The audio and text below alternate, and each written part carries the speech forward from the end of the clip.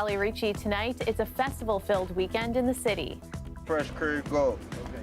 Beautiful. About to be a busy weekend.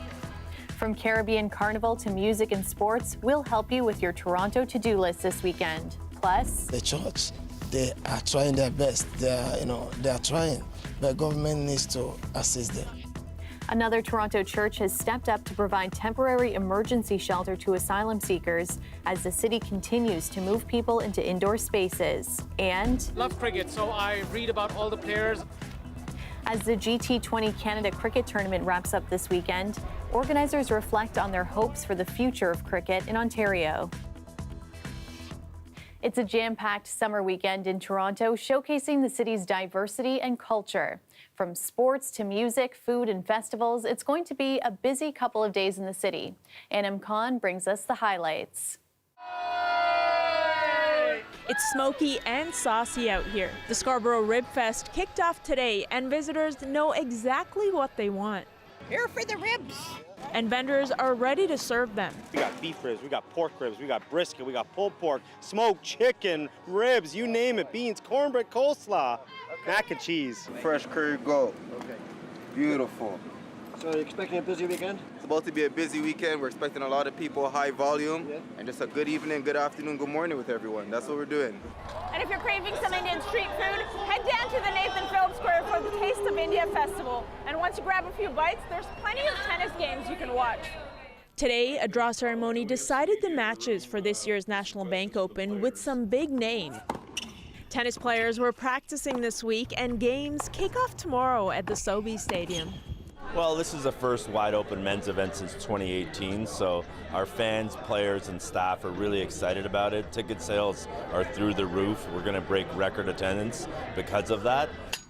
Toronto Caribbean Carnival is also preparing for a record attendance, poised to be its biggest event since the pandemic. And more music. Beld is drawing artists from around the world to Downsview Park. It's one of Canada's largest music festivals with 3 days of electronic music. Anam Khan, CBC News, Toronto.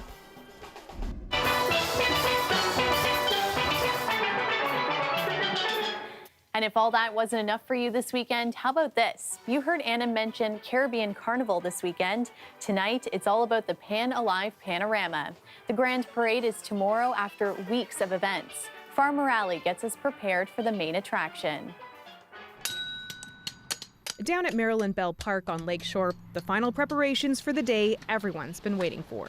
So the plan today is really to get all the infrastructures down, our trusses, our fences, branding, pretty much any piece all done today. This is where over 40 food vendors will be set up along the Grand Parade route. Everything from jerk chicken to coconut drinks.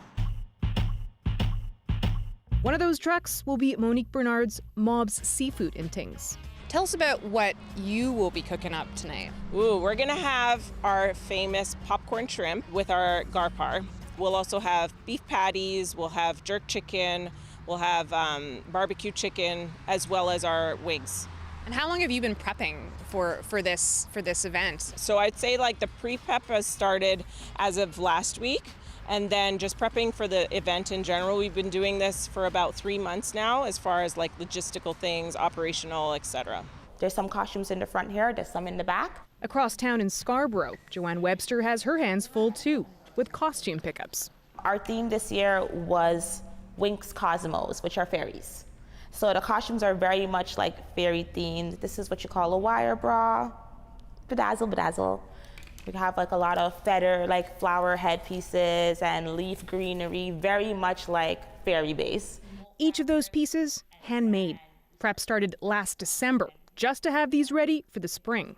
So imagine they bought their costume months ago since May when we launched, and now today's the first time they actually come touch, feel, and everything. So some people want to try on their costumes. Some people are like, I think my size might be a little bigger, a little smaller. So very busy. Last year, the festival returned for the first time since COVID. Though crowds turned up, many say it wasn't the same. They hope this year will be different. So I think this year we're going to be coming out really strong, seeing lots of great responses from the band, so we expect a lot of people to turn out, and that's going to be the most exciting part. Here at Lamport Stadium is the Pan Alive Panorama. It's a celebration of steel pan music But one of the other major events is, of course, the King and Queen Showcase. That event was washed out because of the weather yesterday. I can tell you that judging will take place during the parade tomorrow, with the winner announced at a later date. Farah Morali, CBC News, Toronto. And there's a live look at the city tonight. A clear evening, sitting at around 22 degrees. Riley Laychuk joins us now for a first look at the forecast. Riley? So, Talia, I did want to back up and talk about yesterday just briefly, because we did see some impressive numbers from some of those thunderstorms that we saw rolling through southern Ontario. Toronto Buttonville seeing a wind gust up to about 80 kilometers an hour through the afternoon yesterday in those thunderstorms, almost 90 through the Barrie region. Peterborough through the Kawarthas seeing rain up to about 50 millimeters. And of course, investigation still happening on whether tornadoes did in fact touch down in the regions around Ottawa. So look at some of our daytime highs this afternoon. 27 for both Toronto and Hamilton. Pretty much the same around Windsor, Chatham, Kent as well. 26 through the afternoon today.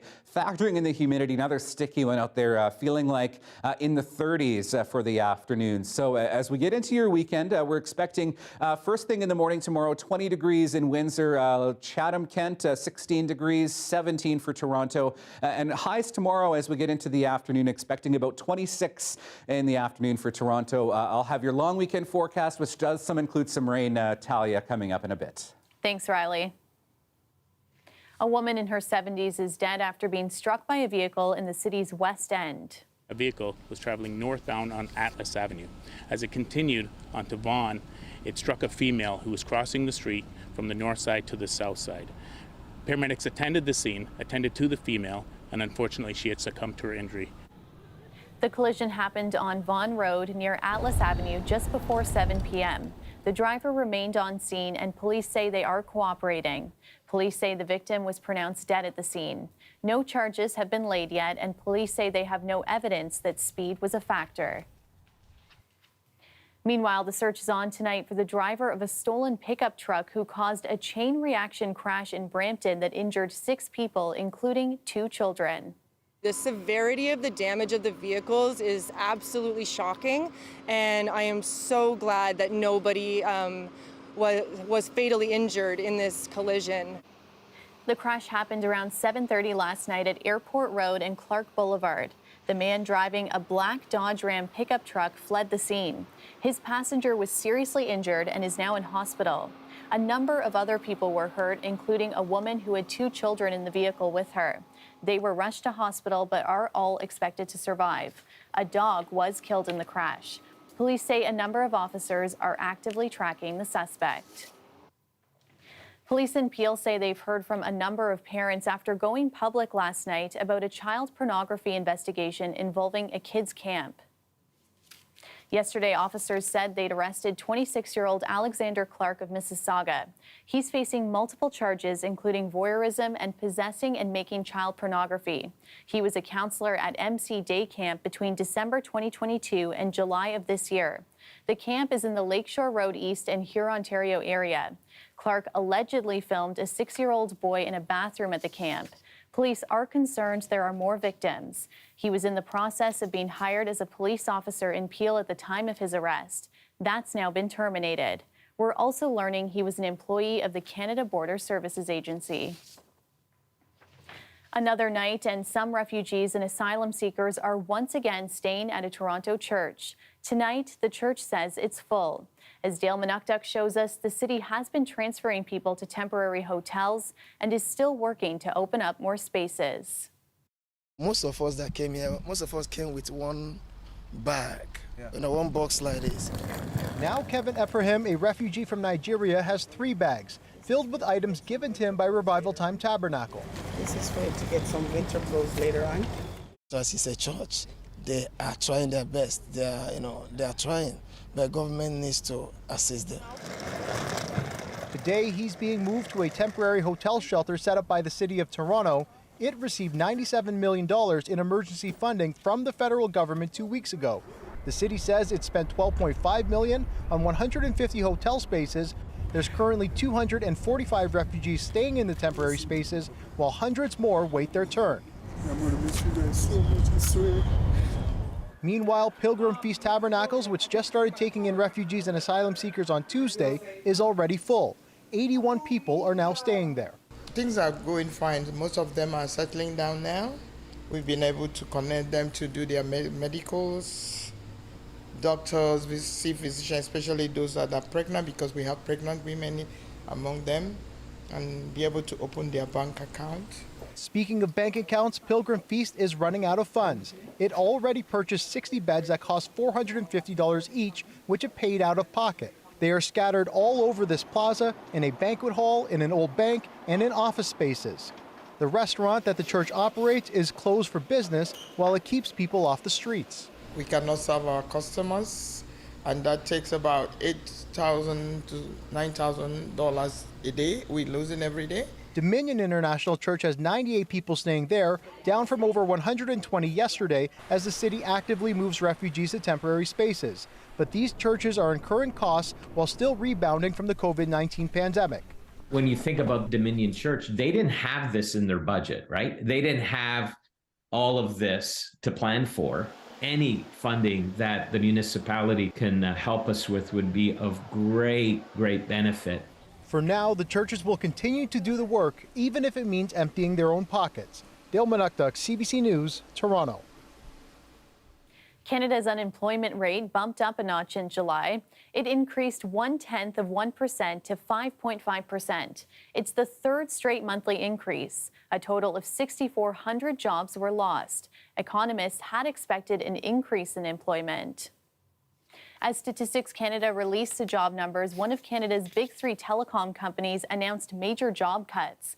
Vancouver-based TELUS says it plans to slash 6,000 staff positions. The company is blaming regulatory changes and the overall economy. TELUS says it will be offering employees early retirement. Welcome back. Well, it's just about the long weekend. A lot of people heading up to their cottages. We're getting a reminder tonight from police to stay safe on the roads. In 2022, we laid more than 2,000 criminal code impaired related charges. So far this year, we've laid 980 impaired related charges. The majority of those incidents, about 574, occurred between 6 p.m. and 6 a.m. Impaired driving remains the #1 criminal cause of death in Canada. Many people have a personal story about impaired driving. They come on the important days, Father's Days, Stuart's birthday, which is in April, their anniversary, which is this month, their wedding anniversary, and just to check on the place and just to say a few words to Stu. This roadside memorial in Stouffville marks the death of Stuart Ellis in 2017. He was killed in a collision involving a drunk driver. He was a husband and father of 2. Stuart's father-in-law, a retired police officer, is reminding people to call 911 if you think you spot an impaired driver. Toronto Public Health says they found the first probable human case of West Nile virus this year. We actually know that in our mosquito population in the city, West Nile virus is here. We know that humans can get West Nile virus through mosquito bites, and there are a lot more mosquitoes out there this year because the weather's been warmer as a result. And so that you get mosquitoes, when mosquitoes bite you, if they're infected with West Nile, they can actually transmit the virus to you. West Nile is transmitted by mosquitoes. Officials say the risk of getting the virus is low, but there are some things you can do to avoid being bitten, including using bug spray and wearing light-colored clothing with long sleeves and pants. There's a reason why they say moving is one of the most stressful things in life. But imagine a moving day that involves 600 canoes. Mike Crawley tagged along recently with the Canadian Canoe Museum as it undertook a big portage to a new home. The Canadian Canoe Museum holds more than 600 canoes and kayaks. There is no other collection like this in the world. Yet the vast bulk of the collection is stored in this warehouse, out of public view for the past 25 years. The museum's home in this old factory, too cramped to display everything and nowhere near water. We've been looking for a waterfront home for this collection and a place where the whole collection can be accessible and available to the visiting public. That new waterfront home is now under construction and will look like this when it opens next spring. The only time that you'll need to back away, we all will, is once it's lifting. Some of the museum's largest canoes are already on the move to their new home. Our next canoe to lift is a 26-foot birch bark canoe, a Wigwas Jiman made by Marcel Labelle. A lot of work. This is several years of preparation behind us to get the canoes and kayaks ready to be brought here. Every object has been very carefully inspected, photographed, cleaned. Museum curator Jeremy Ward shows off some highlights. So this is one of Adam Van Couverden's kayaks. This was from his 2004 world record event in Athens. There's Gordon Lightfoot's canary yellow canoe that he and Fred Gaskin wrapped on a rock on the South Nahanni back in 1980.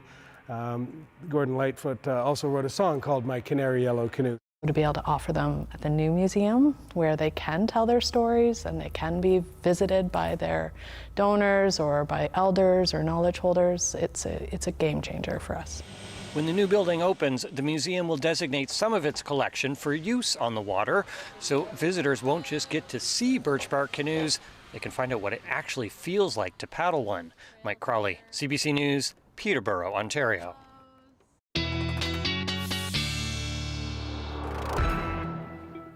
Riley's back now with our extended forecast, and it looks like there's some sun in store for us this weekend.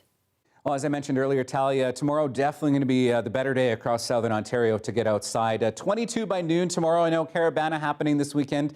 Very busy time, and it's going to be a very lovely day for that tomorrow. Maybe a bit on the humid side by the time we get to the later afternoon at 26 degrees. So looking at the rest of our weekend here, you can see that by the time we start the day on Saturday, we are expecting a mainly sunny sky, maybe some high weather cloud through southwestern Ontario, but otherwise a fairly nice day as we get into the day on Saturday. Even late afternoon, nice sunshine across southern Ontario. As we get into the day on Sunday, though, that you can see that we do have a bit of clouds starting to roll in advance of a cold front that will move through and bring us some rain into the later part of Sunday into Monday. You can see some of that rain here starting to move into the Windsor region late on Sunday. That in advance of the main frontal boundary here, which will start to push into southern Ontario by the time we get into the early part of Monday. So the back half of Sunday into Monday looking like we're going to see a little bit of wet weather through much of southern Ontario. So tonight's forecast across the region looks like this: 17 degrees in Windsor and Hamilton and Toronto tonight.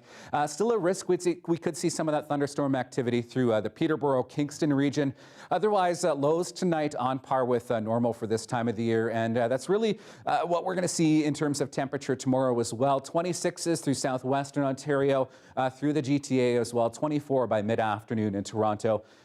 26 in the afternoon in Peterborough. So long-range forecast looks like this: 24 for the afternoon tomorrow in Toronto, 25 for Sunday. We start to see clouds building in. We'll start to see a cloudier day through the Windsor region on Sunday. Those showers moving in late Sunday into Monday across southern Ontario. For Monday, 23 degrees. Chance of some lingering showers on Tuesday, Talia, and a much sunnier 27 on the way for Wednesday. Thanks, Riley. Okay, ready? Okay. Ah! Oh, sorry. There's a familiar face, our Shannon Martin throwing out a friendly pitch to open this morning's GT20 cricket festivities. Maybe not the pitch Shannon was looking for. Today was CBC Day at the games. Dwight Drummond got in on the fun, too. And the tournament is wrapping up this weekend in Brampton. Some of the world's top cricketers have been competing for a few weeks now. As Greg Ross shows us, it's a chance for organizers to showcase all they have to offer, but also learn some important lessons. Jeremy Gordon lives in Toronto and plays in a local cricket league. Not quite the caliber of competition he's been facing in Brampton the past couple of weeks at the GT20, with some of the world's best taking part. Having some of the international stars to come here and play with us, so we can actually rub shoulders with them, gain some insights and knowledge. It could only take our game to the next level. It's not only exciting for local players, it's exciting for fans of the sport as well, who don't often get to see the stars of cricket in person. I love cricket, so I read about all the players. I love, knowing the stats and everything else. So it's always nice to connect with them. For the third time since 2018, this field at the CAA Sports Complex in Brampton has been transformed into a cricket stadium. Organizers have tried to bring it up to the standards of the world-class facilities many of these players are used to competing on. It's a work in progress.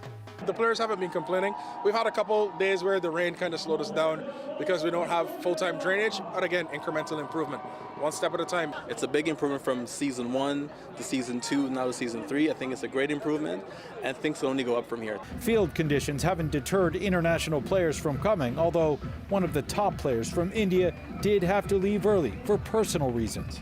Harbhajan Singh, who's one of the icons of the tournament, had to rush back home. He's also a politician, so he had to manage a crisis back home in his community, and which takes precedent over any game at any time.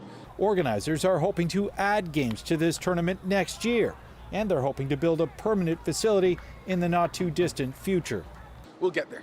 And one day we'll have a purpose-built cricket facility that will see us host international competitions on a more regular basis. This entire tournament is being broadcast to 110 countries worldwide. Organizers say that in 2019, 120 million people tuned in throughout the tournament. This year, they're projecting that number will grow to 150 million viewers, with 90% of that audience coming from outside of North America. Greg Ross, CBC News, Brampton. And finally tonight, one of the most remote places in the British Isles is about to enter the space age. The charming island is the most northerly inhabited spot in the UK with about 700 residents, and now is home to the Saxaboard Spaceport. The facility was built on the site of an old Royal Air Force radar station. It will be used to launch small rockets to put satellites in orbit. The project is headed by a husband and wife team who bought the property 15 years ago. They're now waiting to get a launch license. The first liftoff is expected by the end of the year. And that's our show for you tonight. Thanks so much for watching. Shannon Martin has your next local newscast tomorrow at 6. And we leave you now with a reminder of Caribbean Carnival's Grand Parade happening tomorrow. Another look back at the Pan Alive Panorama. The parade tomorrow begins at 8 a.m. Good night.